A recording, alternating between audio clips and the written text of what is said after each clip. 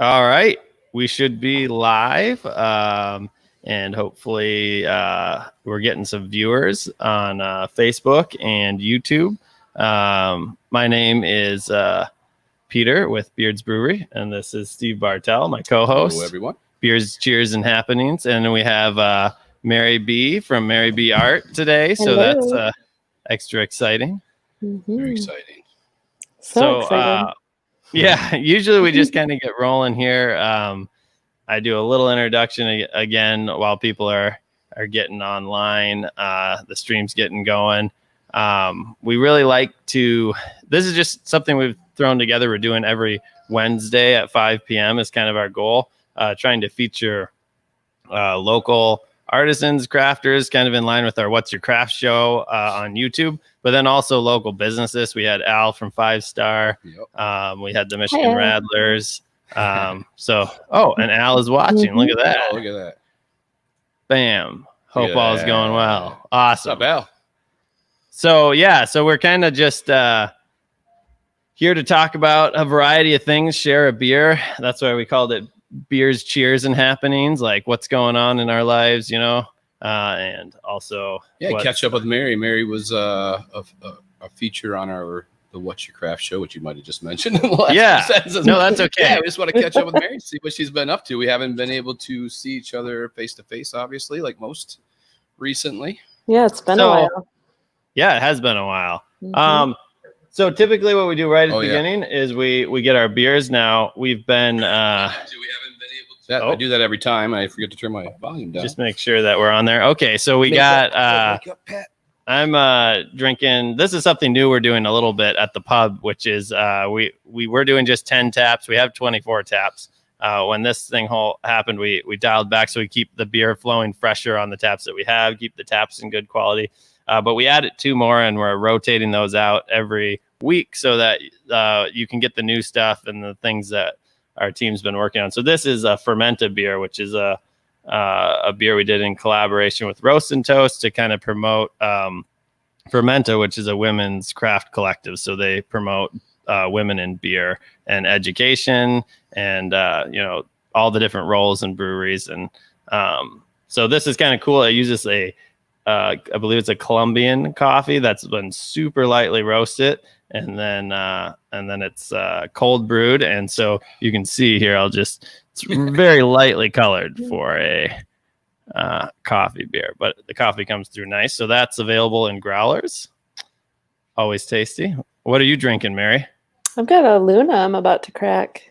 All right. Yeah. Well, get it cracked. Yeah. We'll get a cheers going here. Right. Open it up. I did want to say at this point too, we got a few more viewers. We love viewer engagement. Yes. Please post questions, comments. If you got a question for Mary, she does a lot of awesome art in a variety of mediums, but painting I think is probably your primary one. Mm-hmm. You want to give a little introduction about what you do? Oh, sure. Let's cheers real quick. Yeah, we forgot our cheers. Cheers. We forgot it. Great to see you. I rushed. Cheers. Cheers. Yeah. So I'm an artist. Kind of right to my bone, I'm an artist. And I feel like that's probably my main lens that I see everything through. And like you said, I primarily paint. I do a lot of nature. And I love like the science of nature. So I don't know. I spend a lot of time outdoors. So I take those experiences and put them into paintings. I've spent a ton of time in gardens. So, observing plants, flowers, wildlife. And then, I don't know, I feel like there's a language that nature speaks. And it aligns really well with the visual language. So it's a lot of what I do. And then, it looks like you've been out in nature here recently, huh? You get a little bit of sunlight. We've had very nice weather up here in northern Michigan. I got my sweat rag today. Little pat down now and then. I need one of those. Well, appreciate you coming on. And again, I just noticed we picked up more viewers. So if anybody's watching, they have questions. This is the Beers, Cheers, and Happenings. show with where we just kind of talk with local artisans, crafters, business people. I'm Peter with Beard's Brewery. This is Steve, my co-host, and today we have Mary Bea Art on. So please post comments and questions if you have them. Mary Bea McWaters of Mary Bea Art. Yeah. When I first moved here, I think like a lot of people, because you brought this up to me before, I thought your last name was Mary Bea, maybe or something. I thought it was B. I thought it was B. You know. I was like, So we were touching a little bit. You were touching about like the type of art you do and painting a lot of nature things. I'm curious how kind of all the changes in the world. It hasn't necessarily kept you out of nature. But one thing I was thinking about is, a lot of inspiration also comes from our fellow interactions with people. So I'm wondering if this has changed your process at all, or about how your creative process has maybe grown or changed or adapted here recently. I think that through all of this, I've become closer to people in a way. I've been talking to people on the phone and live chats, Skype or Zoom, and just, becoming closer with people in that way. So I think maybe my subject in painting has become a little bit more intimate. I don't know what that connection is, but so like just lately you're feeling your subject matter shift a bit? A little bit, like so the commissions I've been working on, for example, I have the time to connect with the person, and I have the time to consider the person, and things have just slowed down in a way that it feels a bit more intimate. And I think the inspiration that I get from other people is in my work right now, for sure. Nice. Yeah, that's really cool. Do you think that is it manifesting in your work in that like you feel like you're bringing more maybe like human characteristics to the work, or is it more just you're like for commissions in particular, you feel like you have a better understanding of what people are looking for? I think it's just being able to connect with people and that slowing down. I feel like everything is slowed down. So not necessarily the human characteristic, but just the idea that I've just felt this deep sense of connection with everybody lately. Yeah. Even though we're physically further apart, there's something very connected. Cool. Absolutely. We're all sharing kind of a similar experience, one way. Well, we're actually completely sharing it. Steve, you do. I mean, you're an artist as well as a visual artist. Is that something that, how have you explored? I've been stuck at home more, obviously. Right. So I've definitely found myself creating more. And actually, I think I touched on this before at the first one of these lives we did, but meeting with Mary and doing the What's Your Craft show is just upped my inspiration. And the big thing about Mary is I remember when you talked about how prolific you were. And I can just witness that when I come to your studio or whatever. I don't think I've ever walked in. If it wasn't like the end of the day, maybe you might be sitting around, shooting the shit with the guys having a beer. But maybe 99 out of 100 times I visit your place, you're working. Every time I come on, you're working on something, and it fluctuates from medium to medium, I guess. So. Yep. But so I've been making more things, and I've explored some ideas that I was working on a little further. It's funny that you talked about like being able to take more time and consider the people that you're doing the commissions for. Last week we were talking with the Rattlers about this, the time slowing down for them, and they're not able to play out or whatever. And they're working on a new album right now, and it's allowed them to really dig into the mastering of the. They've been able to maybe work on the editing. A lot of times was a more broken up process because they were on the road and like catching things in between shows and like, all right, now we're working on this song. I mean, this is my interpretation of it. Is they've had a little bit more like focused process on it this time, and that might Where We'll they see what touched that on gives how they them. were on the road, so they're like listening to the audio through the van speakers, which isn't the best example of what the producer's working on. Right. So. Although I will say, growing up, my car was my favorite spot to listen to my music. Yeah. And you listen to it Yeah, I loud. hear that. I've also appreciated all the live music we've been able to see. I mean, live stream music we've been able to appreciate. In the evenings, a friend will have a concert in their living room, and you just tune in and comment, and you see other people join in. It's been pretty amazing to see how people have shifted gears. Yeah. And made Eliza. I just saw, was it a day ago that Eliza Thorpe and Sean and the Tip of the Mitt songwriters had a joint show. I watched about 10 minutes of it the other night. It's so nice. Yeah. No, it's very cool. Wanted to do a quick shout out to a few viewers here. Maria Jenkins says, love these. Thanks, which Maria. is thank you very much. And Nikki Devitt said, this is so cool. Again, I just want to welcome everybody that's watching. Please do throw your questions in the comments. We're doing this weekly on Wednesdays, kind of an opportunity to share a beer with another person in the community. Today we have Mary Bea McWaters from Mary Bea Art. And so she's primarily a painter, but she does other art too. So if you have questions, or if you have questions about beer, we're here. So please throw those in the comments. We would love to engage with everybody and share a cheers here. We're drinking a beer, so bring your questions and bring your beer. Yeah, for sure. And enjoy the time. Yeah, you've admired her work through our channel. I know we have your work hangs here, and then I know a lot. I appreciate that so much too. Yeah, well, it's great. We're gonna just need some new stuff. Yes, indeed. Yeah. But anyways, I was just gonna say, this is people's chance that see your work online all the time or in galleries around here to actually get some FaceTime with you. So people should ask away any questions they have. Yeah, for sure. So it's interesting. I can't see Facebook right now if people are on, or is there a way I can see that? It doesn't, like, ours gives us a collective view on our thing. It says there's like 9 or 10 viewers at the moment. This kind of varies.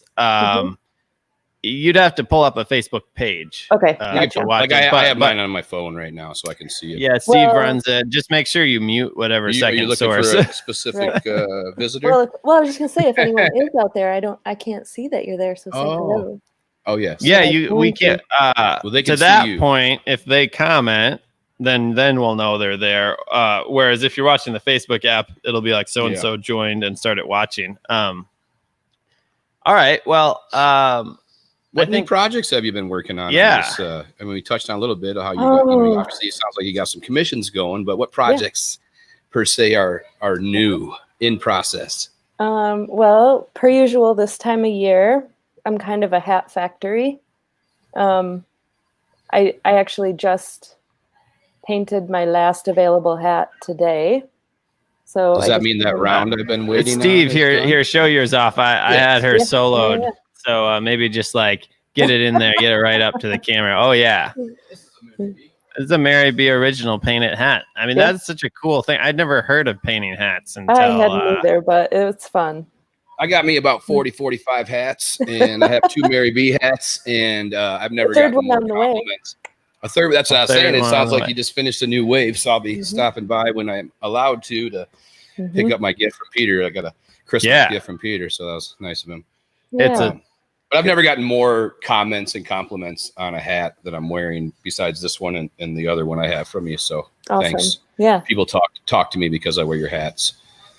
I think it's people don't talk to him because he's interesting. They talk to him because of the hat. Yeah. No, I think the hats are a great way to get a personalized piece of art. And if you're into wearable art or just something that makes a little different statement, but it's a way, I don't know, you can personalize something in a unique way. But so I've been working on. No, go ahead. No, you.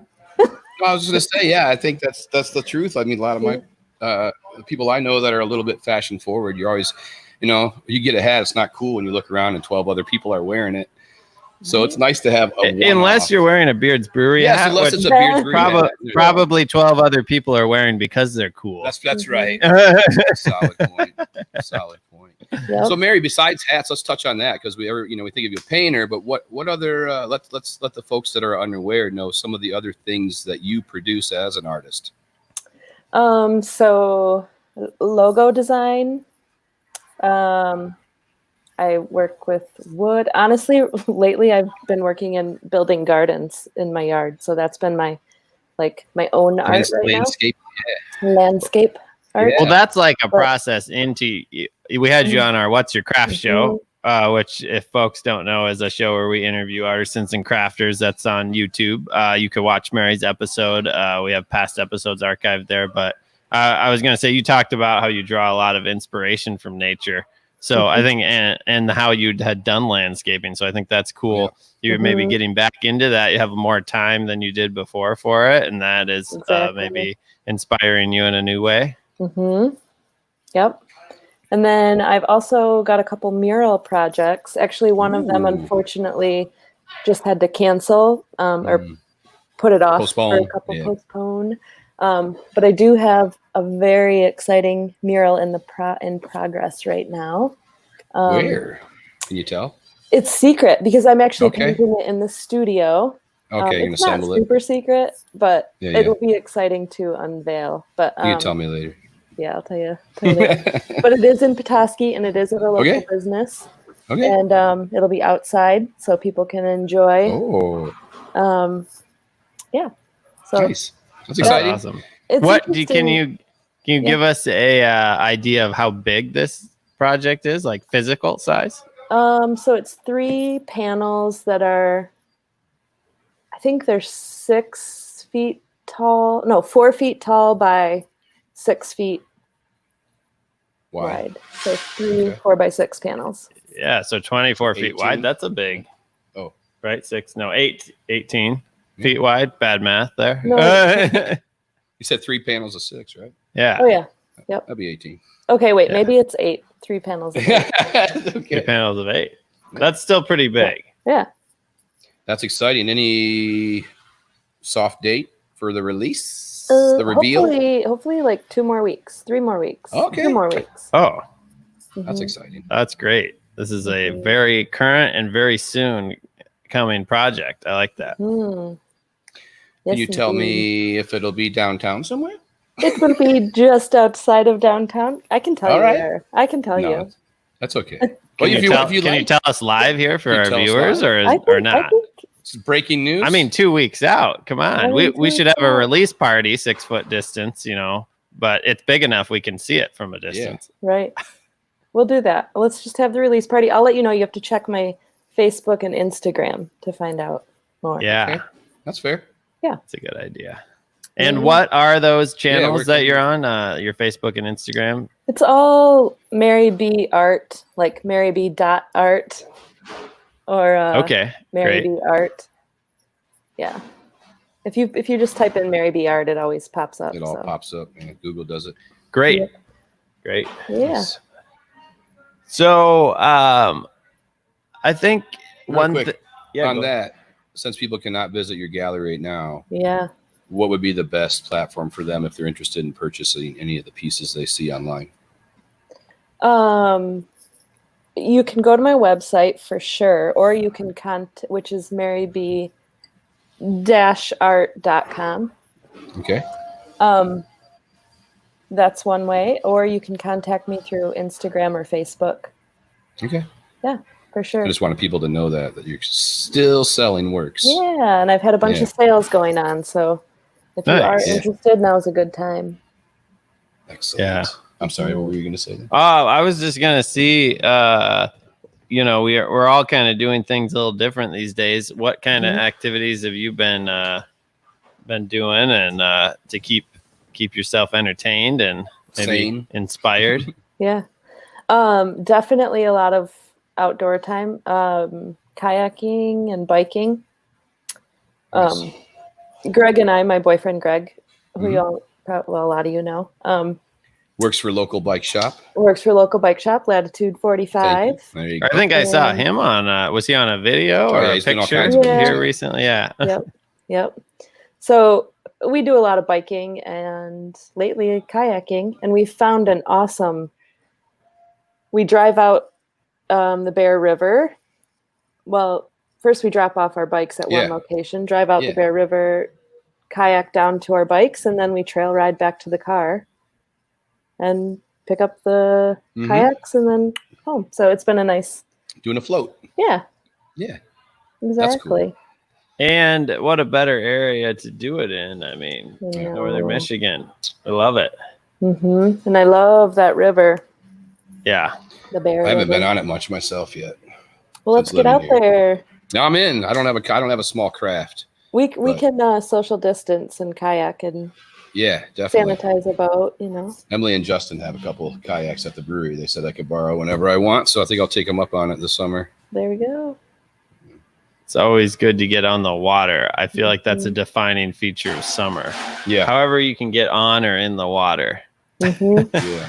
And what a summer all of a sudden is here, man. I was looking at, I think it was just like 2 weeks ago that I saw snowflakes in the air. Oh yeah. And then yesterday it was like 85. Yeah, today's scorching too. And today's hot as well. Yeah. So been good. It's about to cool down for a couple of days, but I got the boat in this last week. Almost blew my engine up, so that was fun. That's always a good start to the season when you almost blow up your engine. Did that, and then we jumped off the brake ball with my son, so we got that in already, and that was nice and chilly. Yeah, I was gonna say that's got to be cold out there. We did it twice though. Yeah, feels good. I haven't done it yet this year. It is chilly still. That's a deep lake, but it was well worth it. Feel alive afterwards every time. Is there anything you've taken on during this last couple of months new project as far as exploring with your creativity, different than paintings or other things, but maybe new mediums or a new type of art that you've never done before that you wanted to explore? Just curious. I don't think so. You still messing with that new drawing pad you got? Digital drawing pad? Oh yeah. I think the last time I saw you is when you first got it and you started playing with it. Yeah, I had a regularly. Like heavy session. It was like nonstop, all I was doing. Yeah. I have some work I'll be printing soon that has come out of that process, and that's kind of a neat process because I take it from the digital form and then gold foil. Mm-hmm. I saw some of that at your studio. Yeah, that's very cool. I'll be walk us through that a little bit. What does that look like? Yeah, so for maybe people that aren't familiar, we know a little about it, but what you do is you draw on any digital format, but I have an iPad.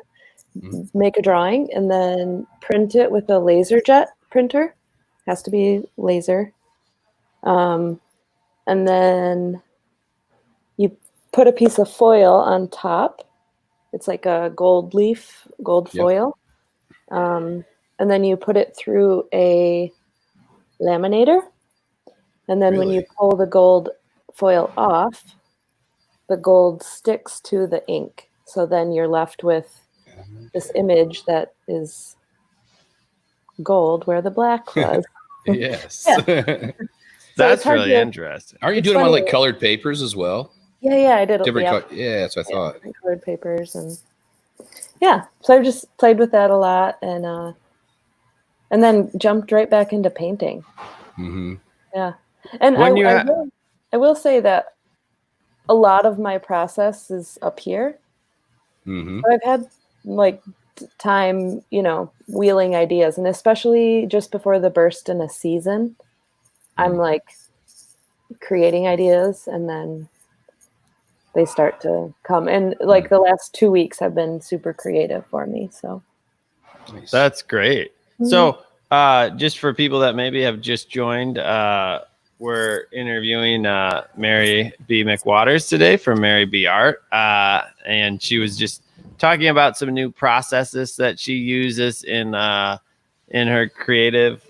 She's always exploring like new ways of doing art, which I think is very cool. When you walk in her studio, which of course you can't do right now, but you always see things like, hey, what's that? And it's like, oh, that's something else I'm working on. So she was just talking about like a foil kind of impression art, kind of hard to explain, but I guess my question to follow that up with, and if viewers have questions, please throw them in the comments. We do love comments from viewers.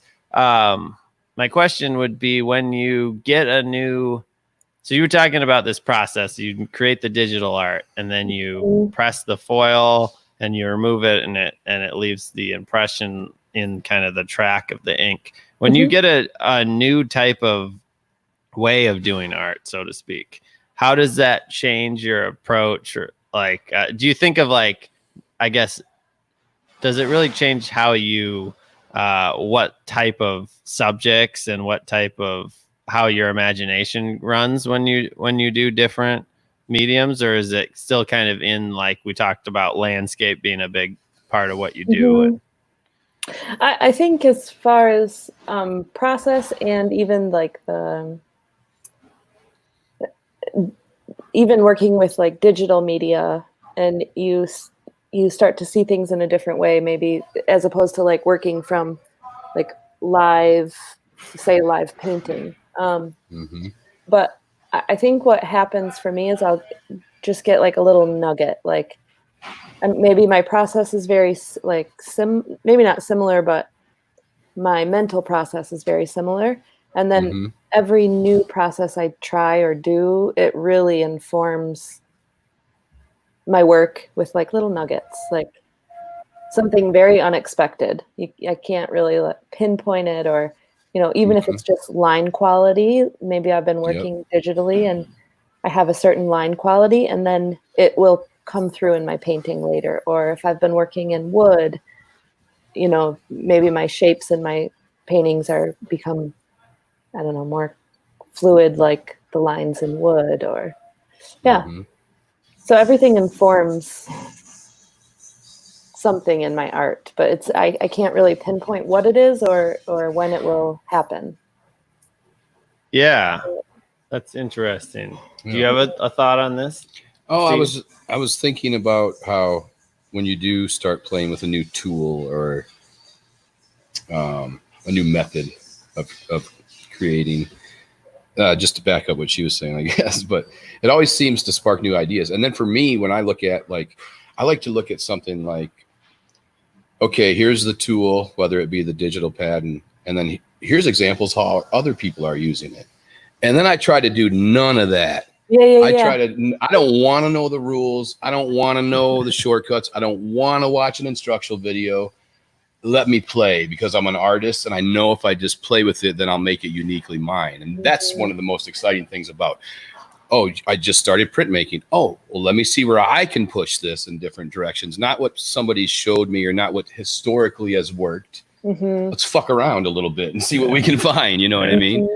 For sure. And I think that's why, like when you said, I've never seen a hand-painted hat, it's like those are the things that you start to stumble upon. Or I just recently, last week or week before, painted a pair of shoes for a friend that I had done a pair for like maybe 2 years ago, and she still wore them, and they've held up. But I think initially, if someone were to think of painting shoes, they're like, that probably won't hold up, probably shouldn't even do it.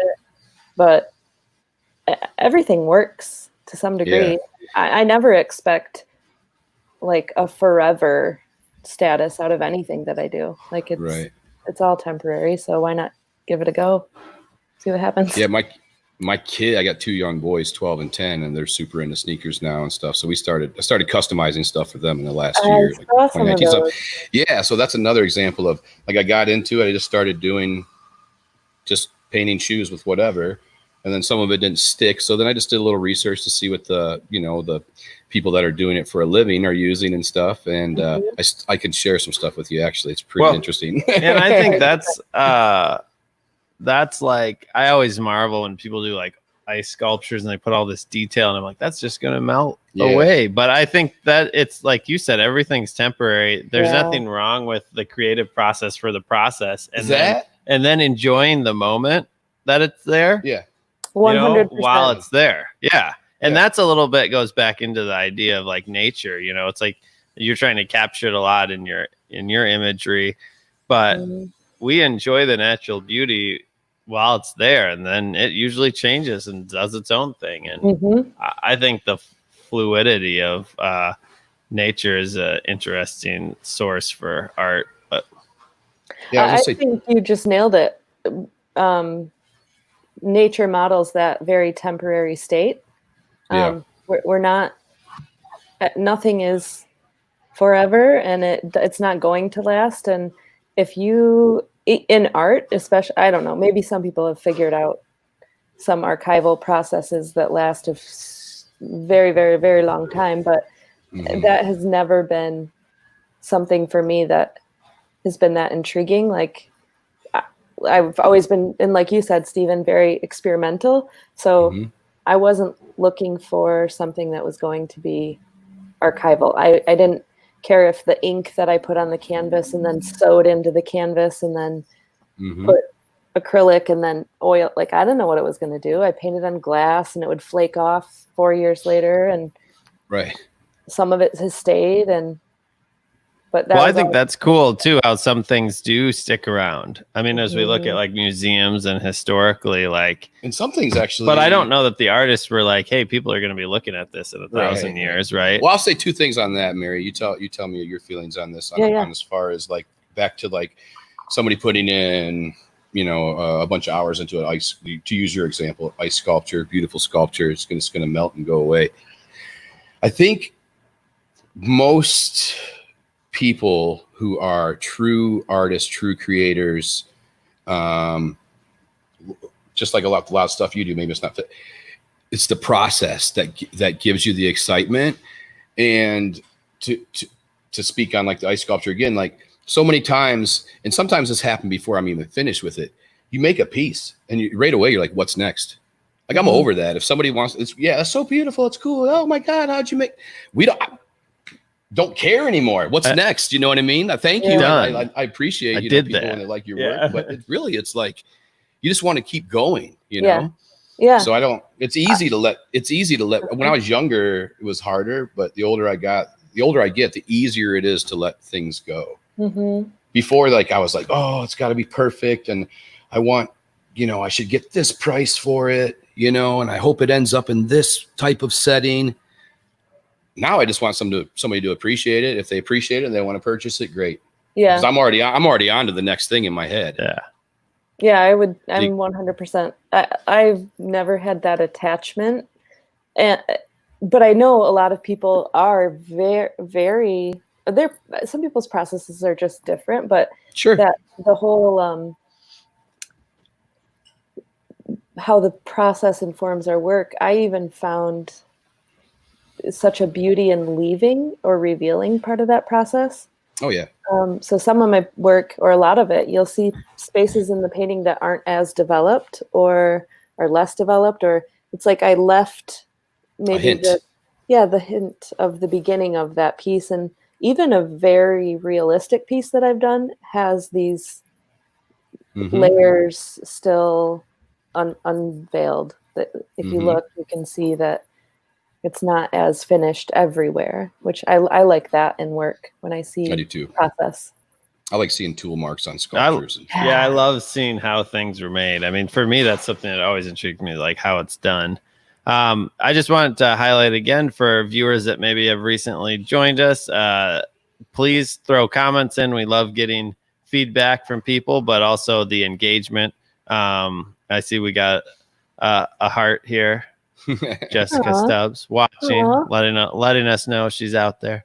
So please let us know you're out there. Tell us what questions you have. We're kind of discussing art and like the creative process a little bit today with Mary Bea from Mary Bea Art. So something that was interesting when I was talking a little bit about the different media, maybe changing how you do things. I'm not necessarily a visual artist. I feel like I have a little bit of an eye for it. I work with Steve a lot, but I can't like draw the thing or paint the thing. But I got an iPad last year to take my notes on. I noticed that like it does a good job, the iPad Pro with the pen, of following you. But I think there's some algorithms in there that kind of they smooth your lines out. Like, so I've just noticed even in my handwriting, right? Like I write a little different. I can tell that it's different than writing on a piece of paper, right? But it does a very good job of replicating it, but it does it a little different. And then I think about like as I write things, like how maybe my handwriting even changes a little to try to adapt to the tool. Yeah. I think that's a very interesting thing. Even someone who's not like, I would think if you're approaching it from drawing or from other like really visually tactile art, that would affect how you do the work and would inspire new kind of like new stuff to come out because you're seeing how the tool's reacting to you. And then you react back to the tool. Yeah, I think that you nailed it right there with that is exactly how one medium can inspire another medium. Like you notice your handwriting changes. And then when you go to write on paper, you're like, oh, a fluid liner. Yeah, exactly. And I think digital art is a neat way. I think a lot of artists, or at least I was the age when digital art was coming out. I was very tactile, hands-on. I can't even talk without using my hands, but digital art felt so far removed from that process that I sort of like veered away from it. And then taking some college classes, I saw like, oh, it can help in the planning stages and it can help in the process. And now I use it for a lot of like the full process of my art. Obviously not paintings, but just layout and design. And I don't know, I think it's a great tool and it 100% informs everything. So I love it because we do that stuff.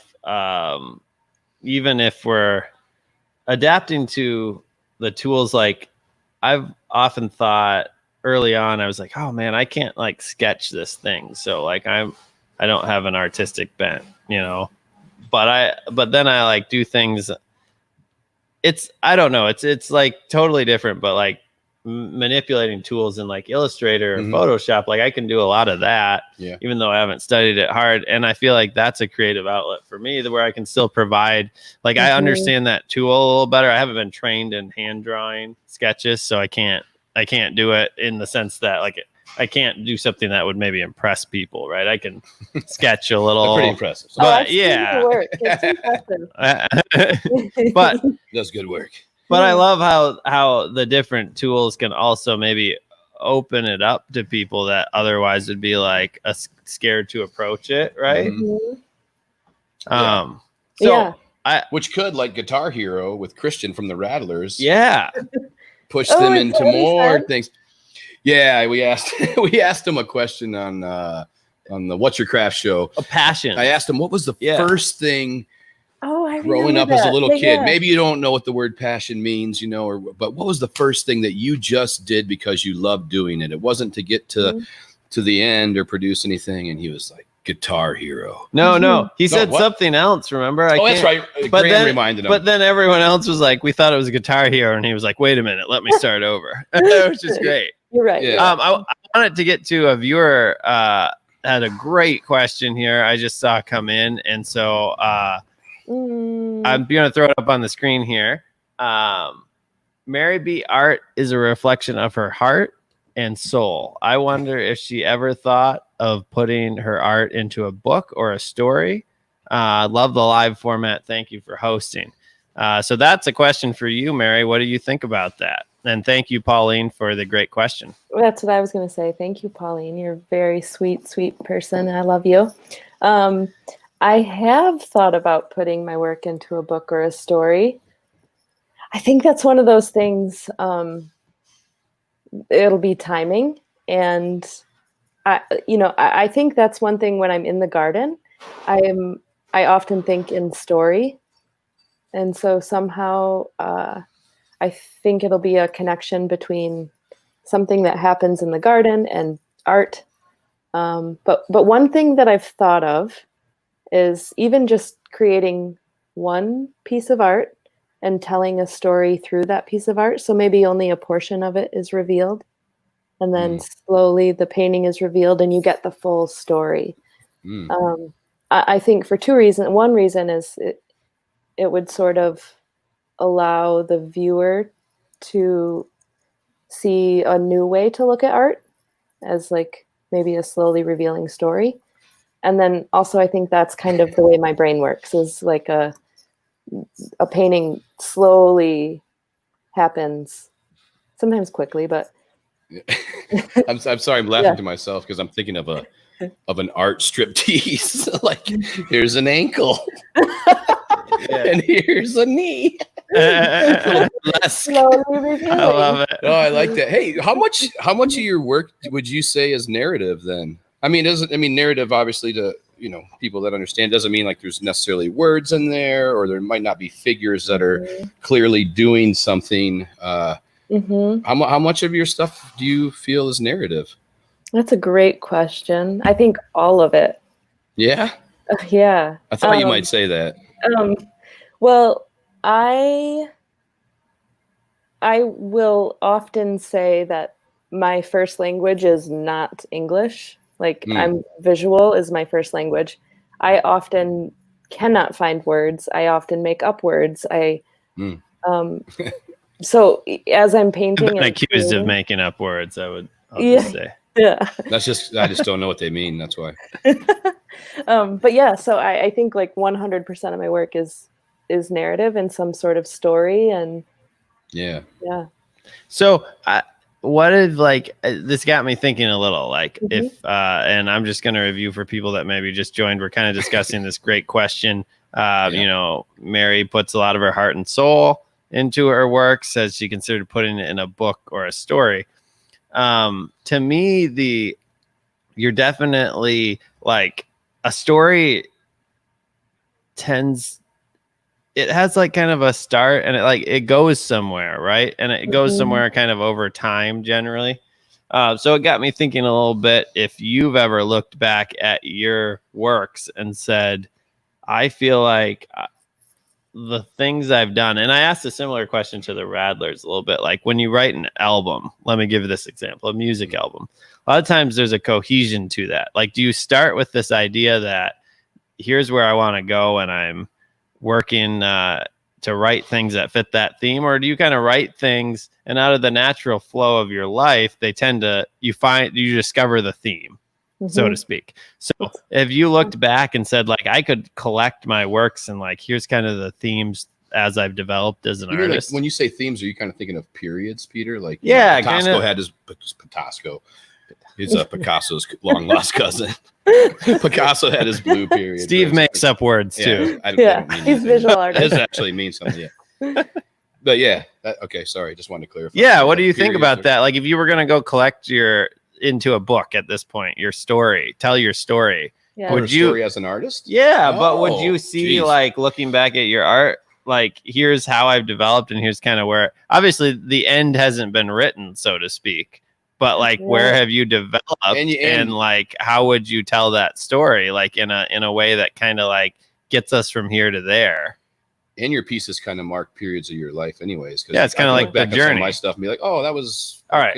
Let's let her answer. Okay. We just talked. Well, no, this is great. That's sometimes we just go back and forth. Yeah. Okay, so one part of that I will say that.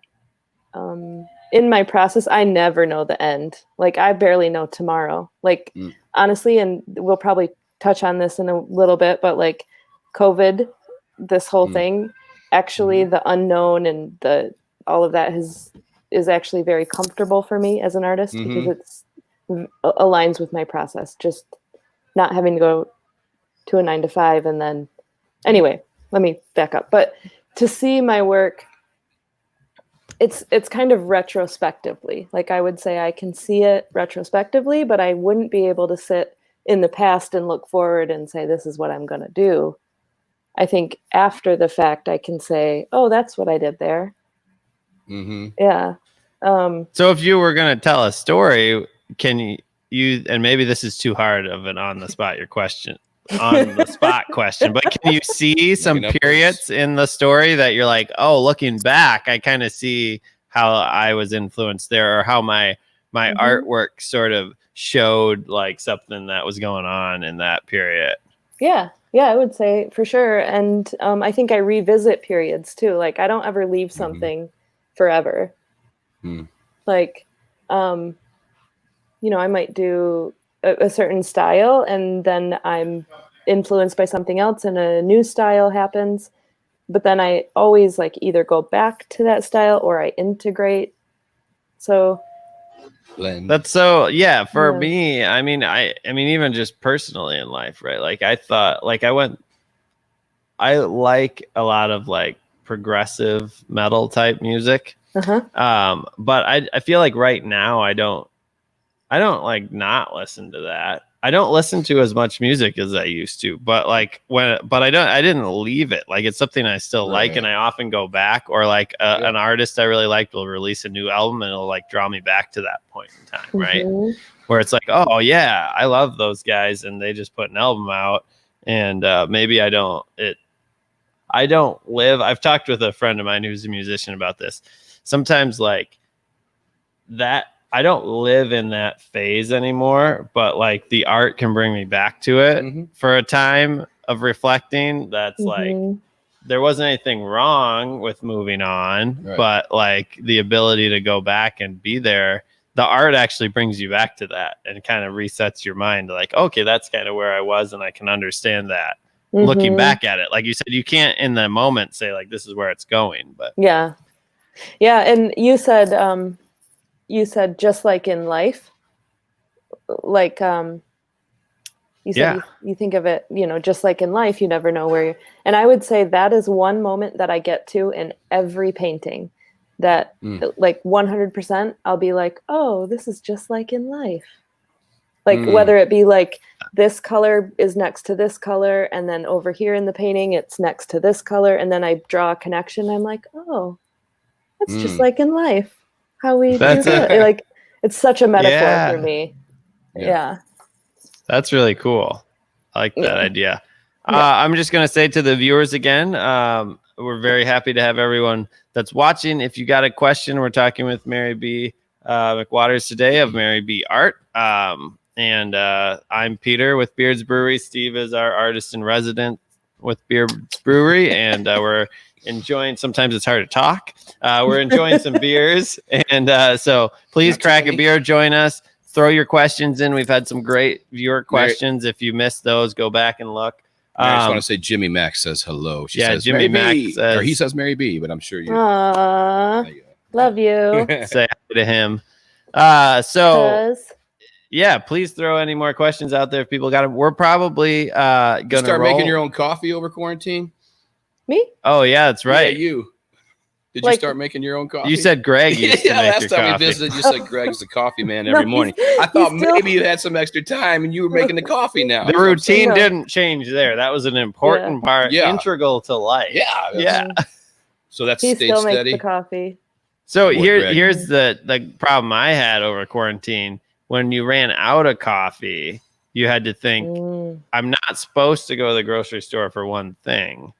What else can I justify buying so I don't go just buy a bag of coffee, right? So then you go there and you like buy like coffee and like, oh yeah, I'll buy some eggs and bread. Now it looks like I'm making breakfast, not just I needed coffee. Very conscious. We found, we do Shipt, the grocery store delivery service. Yeah, you told us about that. You were doing that before this, correct? Yeah, but it came in handy. So like I haven't been to the grocery store, and I go to the grain train because there are certain things that I like, coffee that I get there. And it's good to support your local smaller shout out shops to the grain too. train downtown Petoskey. This maybe more than ever, I think this is shown a spotlight on that. And that is one thing out of this that I've seen is like the community. And that's kind of what we're trying to do with the show too, is like the community camaraderie aspect, right? I think is really cool. Yeah. I think that's one thing that I have noticed and experienced and like felt so deeply is just a huge sense of community and outreach and support. And like, I've been supporting local and artists and makers and, you know, any way I can. Yeah. And yeah, it's been a huge, just seeing how connected we are and supportive we are of each other, I think has been beautiful. I'm excited to see how we continue to support each other when we get back to more of business as usual, because we started getting together last summer and working ideas. We have such there's really a deep pool of creative people around here, and it's a great opportunity to. I can't wait to get, like, you know, we started doing things in our pub here, which Steve and I are sitting here, and these are some of our events we've done. Some of these are like a Michigan, like this Michigan Slade poster, artist spotlights, was something we sort of did, started doing like a couple a year where we like kind of fill the space with someone's artwork and they wander around. And I can't wait to do one of those again when we can get. Yeah, we try to provide as much of a real, like opening show, I guess, as we can. Yeah. There's like an art gallery that is also a brewery. You can also drink beer and walk around, which kind of we really struggle staying in the box. Well, I was going to say, I know Stephen and I have had many conversations about just getting weird with it and like transforming the space for an evening, or I don't know. I think that it's amazing to have the pub, the Beard's Brewery, to support creative people in such a deep way and big way. And like, it's exciting to think about the potential and the future. Yeah, there's a Well, we love supporting other creatives because it's A, the right thing to do, B, because it just continually inspires us and all the things we do, you know. I think that's what I mean, going back to how we got started.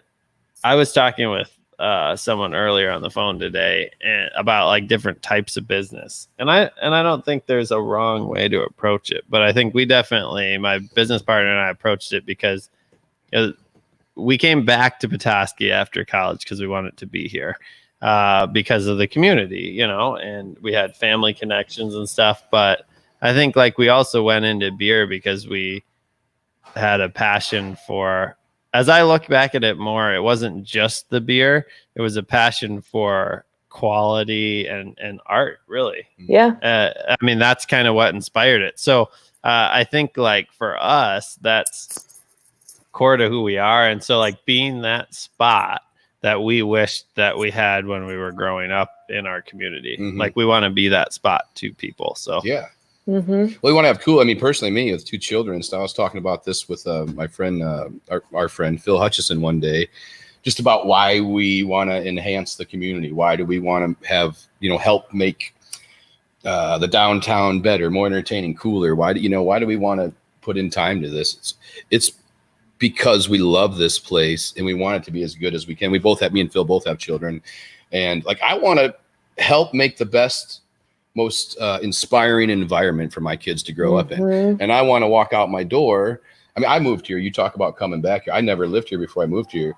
I visited, and you know, I spent time going up north as a child, you know, from Bay City, but I wanted to be here. I really wanted to be here. And I was right, because now that I've been here for almost 6 years, like I'm never leaving. And it's pretty much my favorite place. Yeah. So, and I think that's the business side to me. Like we approach it from some people approach business like just for the money making. Right. Some of them approach it for the love of it. But I think there's also some of both. Like I find myself a little bit more in the middle. Like I want to make it go because it needs to go to support the things I care about. Yeah. But also like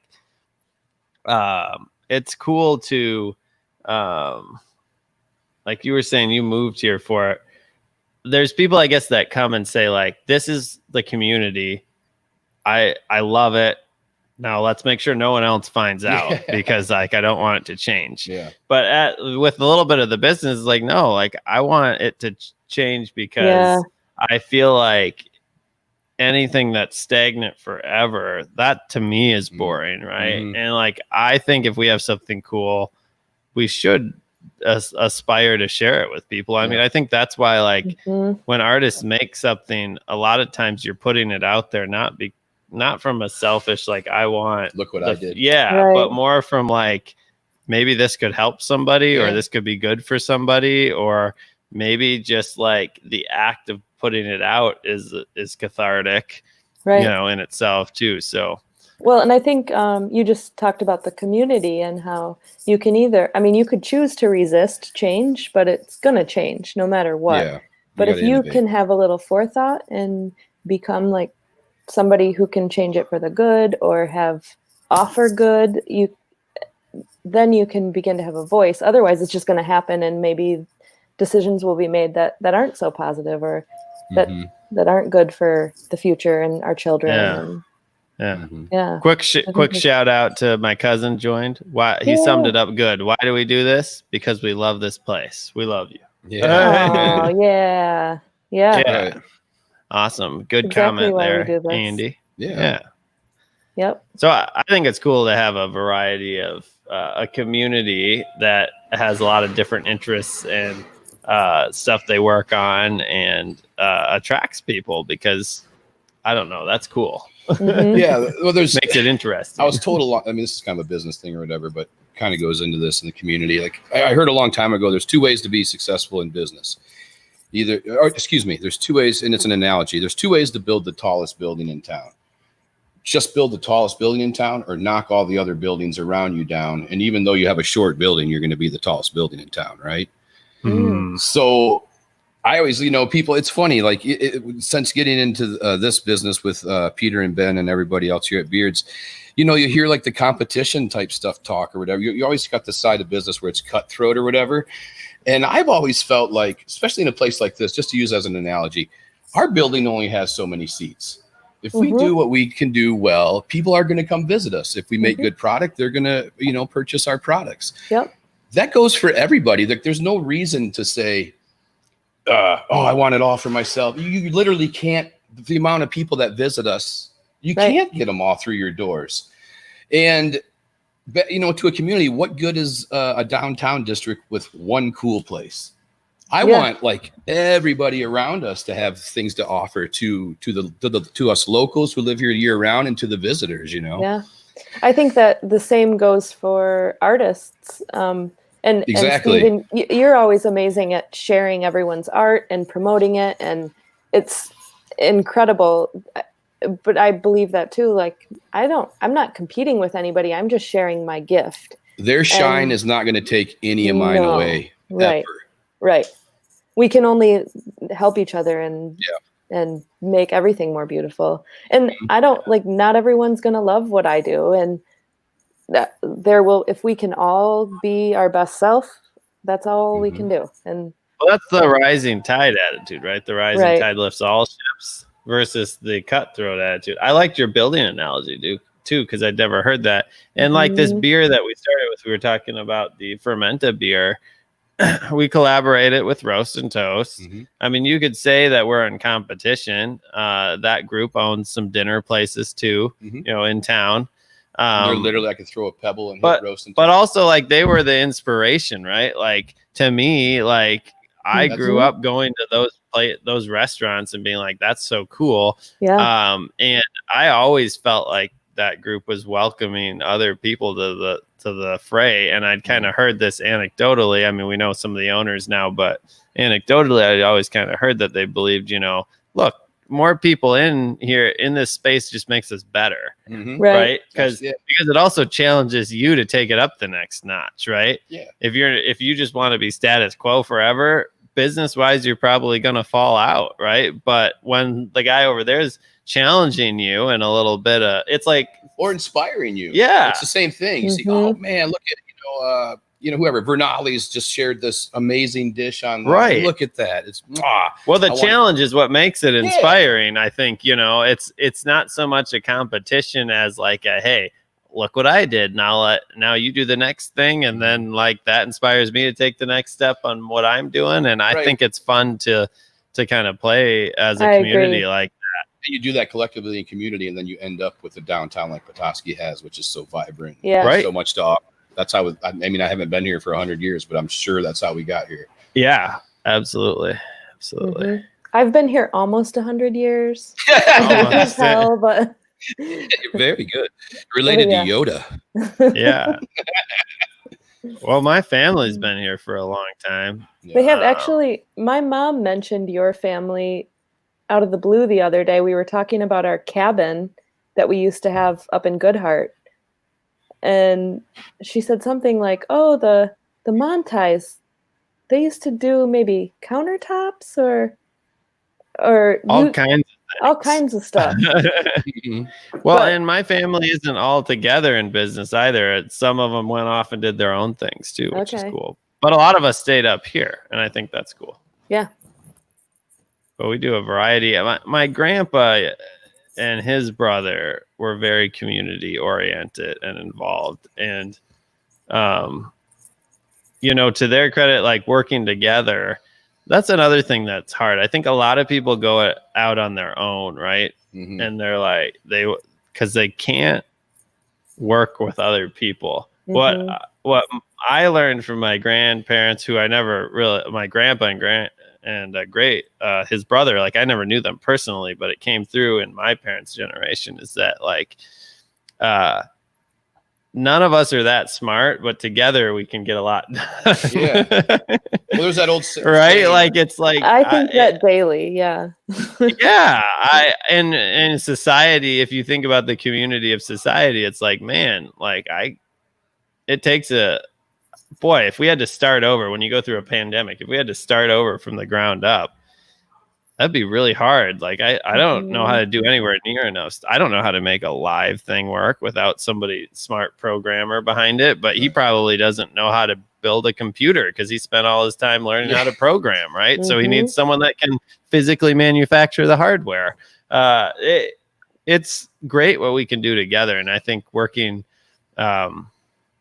that's something that I like aspire to model in our business. You know, there's an old saying that I love that I can't remember where it comes from. Maybe somebody can tell me if you hear it, if you're watching, but it goes, if you want to go fast, go by yourself. But if you want to go far, go with a team.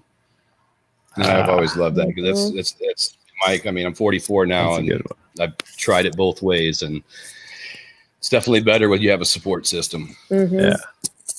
Well, again, I want to thank everyone that's watching. This is the Beers, Cheers, and Happenings. It's kind of an offshoot of Beards Brewery. Back in last December, we launched our What's Your Craft show, where we interview artisans and crafters. That's on YouTube. You can go back and watch some previous episodes. We had the Michigan Rattlers. We had Michigan Sloyd, Mary Bea, and excitingly, the fourth episode. Breaking news. Yes, Lake Effect Rally Team is going to be episode 4 coming out this weekend. We finally got the edit done. We filmed it early March, right before everything went crazy. I didn't have time to work on editing. It's my fault. But we now have it edited, and it's going to be awesome. Tim and Michelle from Lake Effect Rally Racing. Very excited to have that coming up. It'll be the fastest episode we've ever had. I've seen little bits of that, like maybe some photos and clips. We put some teasers. Yeah, kind of excited. So it was a fun one. So everybody watching, if anybody has final questions, I'm just going to say we're probably moving towards a wrap here. We've been going for about an hour, which is usually about what we do. So we really appreciate the viewers. Please throw your questions out there for Mary Bea or us on beer. And we'll probably go for about another 10 minutes and then wrap up. So if you got a final question, something burning, you maybe have a piece from Mary in your house and you're like, I've always wondered how she did this. And like, you can ask it right now. So anyways, that's what we're doing here. Go ahead. It sounded like you had a good comment. You have a thought, Mary? Oh, that's gone. I thought we cut you off. They come and go. I understand. They come and go. I don't know. I have a question for you from our lovely saleswoman, Emily. Yeah. How do you feel, or have you had this happen already? I sense you may have. She, like myself, enjoys tattoos, and there is a wave painting of yours that she would like to get tattooed on her. So she's going to contact you to get your blessing. How do you feel about that? She has my blessing. I told her you would. For sure. The hardest part is when I think someone asks me to design a tattoo. Yeah. Because part of me is like, oh, the tattoo artist does that part. Yeah, the canvas is so different. Yeah. So like it's hard also because like if I'm going to do a design and they pay for that design, then they have to pay for the tattoo, and then it's like I don't want to charge you, you know. So there's like a little bit of that. I have done some tattoo designs specifically for people, but if there's one that like it's already out there and she's into it, that's awesome. I told her you'd be honored. Yeah, great. Exactly. I said if anybody wants to put something of mine on, I'd be like, sure. If you want to do that, go right ahead. Exactly. And if she needs the like digital image, she's gonna talk to you. So, I just told her I'd ask. I just remembered it. So that's so sweet. we got a so that was good. We got a viewer question here quick. What is your favorite Beard's beer? I'm assuming that's directed at you, so I'm gonna let you Mary start. My favorite Beard's beer. It's got to be Armadillo. Yep. So is it the beer itself? Did the art draw you to the beer, or did you have the beer and then find out it's got an amazing can? Well, let's do 2 questions. Favorite beer flavor, then favorite label. Oh no, this is a loaded question. I'm just saying. Maybe it's mine, maybe it's not. No, I have a favorite beer label, but I don't know which one it is. Honestly, I know what it is. One of these? What does it look like? Can I get it one closer? of these or no? Yeah. Does this work? Can you color wise help? This number 2 from Steven. This one? Yeah. What's that one? Get it right up to the camera. That's the one. Wait. Wait. That's one of my favorites. What about the one with the cats? That's not out here. It's not on here. That's Peter's wedding beer. It is really good, and is that Forget-Me-Not? Yes. That's my other favorite beer. Okay, that just topped it. Favorite can, favorite beer, Forget-Me-Not. Wow, perfect. So that for the viewers has been ordered, so to speak. Yeah, it's coming actually. I said we got to make it. We usually release it in May. And we were going to do it as a bigger summer release. You know, plans changed a little. Yeah, because it was quite popular last year, actually. But we will be brewing it, and it will be coming out at some point this summer. In cans, too, right? Oh, yeah. Yeah. So you got to get that fresh cat artwork out. That was a heck of a label, I tell you what. Yeah. Clever. That was my second one. I love that one. I do, too. Hopefully we get some merch together with that on there. That catamaran's just screaming. That's some future projects for us is to do more merch. Maybe like that we have a little bit of time, so to speak. I mean, honestly, we've been very busy behind the scenes, but and it's hard because we can't order super tons of inventory with our shop kind of shut down, but getting more merch, and we have played with and worked with some of these fulfillment services, which I actually think do a quality job. That's always for us, is making sure we believe in the quality before we get behind something. So that might be an option, like print on demand services, to get a few more things out there. I'd be interested to hear about that for you. Absolutely. Yeah, we'll share the knowledge with you. Yeah. I'm curious. All right. At least. Well, do we have any final takeaways that we need to do? Things we need to say. I feel like I'd better crack another beer, because if we're gonna do a cheers here, does everyone still have beer? I still have a little bit of this green hundo. Do you have some, Mary? I've got some. Okay. Well, I just was aggressive on my consumption. That's probably where you started making all those words up. I can even do a little. A Wunderbräu cream ale. Oh, Wunderbräu in there. That's a limited release available in cans at the pub right now. The pub only, unfortunately, right now. Well, fortunately for those in the area. All right. Thanks, everyone, for watching. Again, I just want to highlight this is a ton of fun. We're doing this on Wednesdays at 5 o'clock. Share a beer. Bring any topic you want to talk about. Today we were talking with Mary Bea from Mary Bea Art, and you can find her online. Petoskey's own. Yeah, Mary Bea Art. Find it on Instagram. Find her on YouTube, or not YouTube, Facebook. Mary Bea, is it .art.com or dash? Dash. Tell them where they can find you on your website again if they're interested in purchasing your works or learning more about you. MaryBea-art.com. Awesome. That's or great. Facebook, Instagram. Yeah, just call her. She's very easy to work. You'll find her. She's doing great. So if you go to the profile and the art's amazing, it's got to be her. Yeah. We've loved having her on, and let's do a cheers. And great seeing you. Look forward to seeing you in person. Thanks for joining us. Cheers. Thank you. It's been great. Love Thanks, chatting Mary. with you guys. All right. We'll talk to you soon. Yep. Mm-hmm. Bye. Thanks, everybody, for joining.